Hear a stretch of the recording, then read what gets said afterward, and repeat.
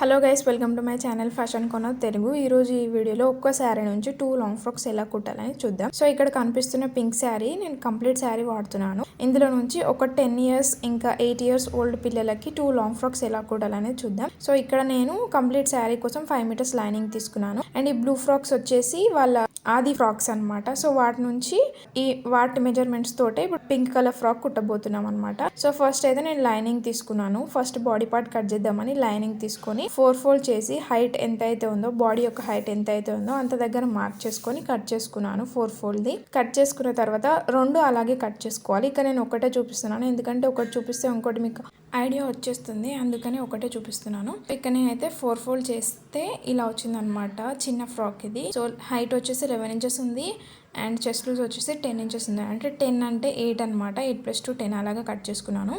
First అయితే ఇక్కడ shoulder అనమాట. షోల్డర్ కోసం నేను 5 ఇంచెస్ తీసుకున్నాను.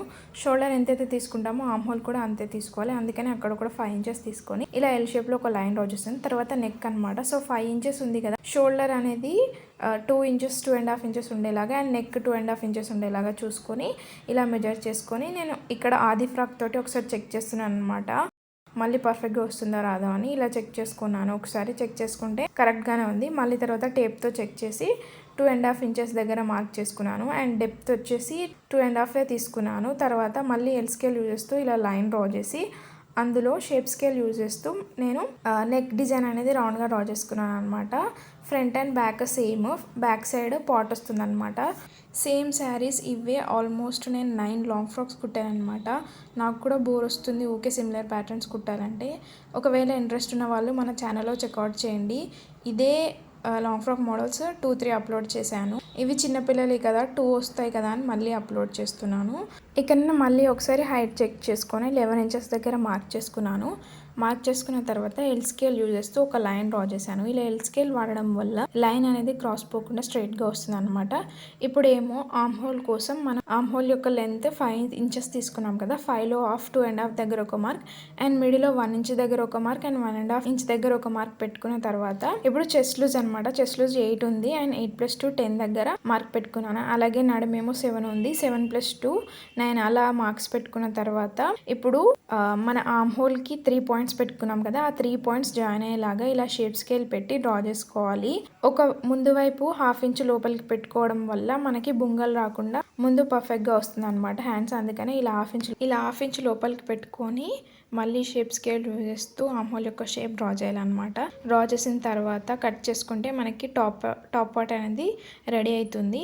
ఇక్కడ మనం పాయింట్స్ జాయిన్ చేయాలన్నమాట. చెస్ట్ లూజ్ ఇంకా నడుము 2 పాయింట్స్ జాయిన్ చేసుకోవాలి. జాయిన్ చేసుకున్న తర్వాత ఏ పార్ట్ ఆ పార్ట్ సపరేట్ చేసుకోవాలన్నమాట. ఫ్రంట్ అండ్ బ్యాక్ సపరేట్ చేసుకున్న తర్వాత నేను వెనుక వైపు డ్రాప్ షేప్ పెట్టాను. తర్వాత ఇది మెయిన్ ఫ్యాబ్రిక్ పైన వేసి కట్ చేసుకున్నాను.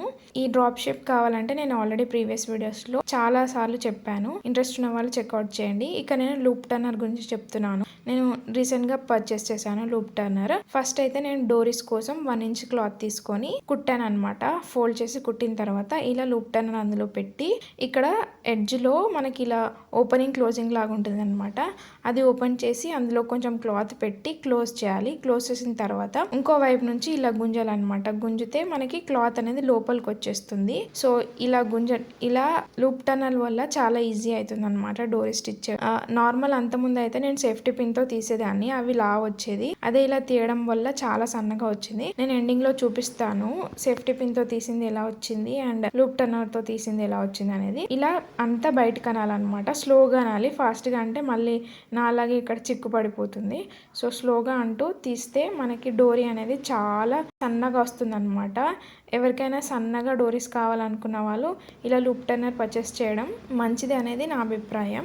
ఇప్పుడు ఈ డోరీస్ని మనం బ్యాక్ పార్ట్కి అటాచ్ చేసుకోవాలన్నమాట. సో ఇక్కడ చూడండి, నేను సేఫ్టీ పిన్తో తీసిన డోరీస్ ఎంత లావు ఉన్నాయో అండ్ లూప్ టర్నర్తో తీసిన డోరీస్ ఎంత సన్నగా ఉన్నాయో. సో ఇందాక మనం కట్ చేసుకున్న లైనింగ్స్ని మెయిన్ ఫ్యాబ్రిక్ పైన పెట్టాం కదా, ఇక్కడ మన నెక్ చుట్టూరా స్టిచ్ వేయాలన్నమాట. స్టిచ్ వేసిన తర్వాత ఇలా ఎక్స్ట్రా ఉన్న క్లాత్ కట్ చేసి చిన్నగా కట్స్ పెట్టుకొని ఆ లైనింగ్ అనేది వెనుక వైపు టర్న్ చేయాలి. టర్న్ చేసి పైనుంచి మళ్ళీ ఒక స్టిచ్ వేసుకుంటే మనకి ఫ్రంట్ పార్ట్ అనేది రెడీ అవుతుంది. సిమిలర్గా బ్యాక్ పార్ట్ కూడా అలానే చేయాలి. బట్ ఇక్కడ బ్యాక్ పార్ట్ స్టిచ్ చేసే ముందే నేను డోరీస్ పెట్టి స్టిచ్ చేశాను అనమాట. అలా స్టిచ్ చేయడం వల్ల మనం ఇలా ఎప్పుడైతే టర్న్ చేస్తామో అది చాలా ఈజీ అవుతుంది అనమాట. సో చూడండి ఇక్కడ నేను అందుకే ఫస్ట్ డోరీ స్టిచ్ చేసుకున్న తర్వాతనే బ్యాక్ పార్ట్ అనేది జాయిన్ చేస్తాను. ఇలా ఎక్స్ట్రా ఉన్న క్లాత్ అంతా కట్ చేసిన తర్వాత ఈ డోరీస్ని కట్స్ పెట్టుకోవాలి. కట్స్ పెట్టుకున్న తర్వాత ఇప్పుడు ఈ డోరీస్ని పట్టుకొని లాగినాం అనుకోండి మనకి ఈజీగా వచ్చేస్తుంది అనమాట. డోరీస్ దగ్గర ఇలా సన్నగా లేదా లావుగా రాకుండా పర్ఫెక్ట్గా వస్తుంది అనమాట షేప్ కూడా. అందుకనే ఫస్ట్ డోరీ స్టిచ్ చేసిన తర్వాతనే లైనింగ్ అనేది ఇలా రివర్స్ తీసుకోవాలి. ఈజీ అవుతుంది అనమాట. డోరీస్ కూడా పర్ఫెక్ట్గా వస్తాయి. సో ఇప్పుడు పైనుంచి ఒక స్టిచ్ వేసుకున్న తర్వాత గమ్ పెట్టి నేను పక్కన పెట్టాను అవన్నీ. అవి ఆరేలోపు ఇక్కడ నేను ప్లీట్స్ పెట్టుకుంటున్నాను అనమాట. ప్లీట్స్ 1 ఇంచ్ ప్లీట్స్ పెట్టుకుంటున్నాను. ప్లీట్స్ గురించి కూడా నేను ఆల్రెడీ ప్రీవియస్ వీడియోలో చెప్పాను. ఇంకా క్లియర్గా కావాలంటే అక్కడ చెక్అవుట్ చేయండి. ఇలా 1 ఇంచ్ ప్లీట్స్ పెట్టుకున్న తర్వాత ఎడ్జెస్ జాయిన్ చేస్తున్నాను అనమాట.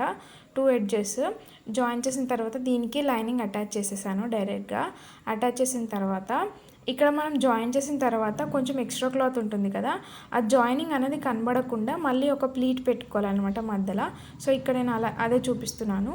జాయినింగ్ కనబడకుండా జాయిన్ లోపల వెళ్ళేలాగా ఒక 2-3 ప్లీట్స్ పెట్టుకోవాలి. ఇప్పుడు అలాగే నేను దీనికి లైనింగ్ కూడా అటాచ్ చేసిన తర్వాత ఇక్కడ నేను బ్యాక్ సైడ్ ఇలా కట్టుకోవడానికి థ్రెడ్స్ కూడా పెట్టాను అనమాట. ఇప్పుడేమో హ్యాండ్స్ అనమాట. హ్యాండ్స్ కోసం నేను హైట్ తక్కువ ఉంటుంది కదా చిన్నపిల్లలది, పైన వైపు శారీ మిగిలిన క్లాత్ తీసుకొని బార్డర్ కట్ చేసిన తర్వాత ఇక్కడ ఆల్రెడీ హ్యాండ్స్ కోసం ఒక పేపర్ పైన కట్ చేసి పెట్టుకున్నాను అనమాట. అది పెట్టి డైరెక్ట్ కట్ చేస్తున్నాను.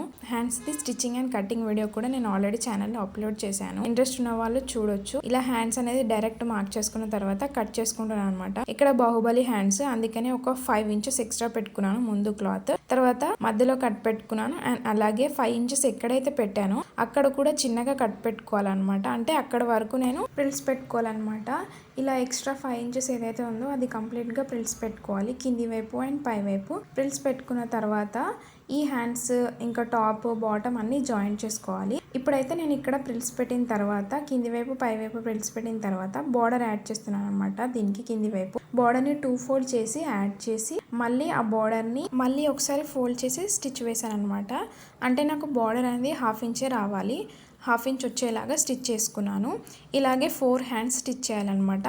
ఒకటి చిన్న ఫ్రాక్కి అండ్ ఒకటి పెద్ద ఫ్రాక్కి. అలాగే డోరీస్కి హ్యాంగింగ్ స్టిచ్ చేశాను అనమాట. ఆ క్లిప్ మిస్ అయింది. ఇప్పుడు టాప్ పార్ట్ బాటమ్ పార్ట్ అన్ని జాయిన్ చేసుకొని బ్యాక్ సైడ్ నేను థ్రెడ్స్ జాయిన్ చేసిన తర్వాత 2 ఫ్రాక్స్ యొక్క అవుట్పుట్ ఇదన్నమాట.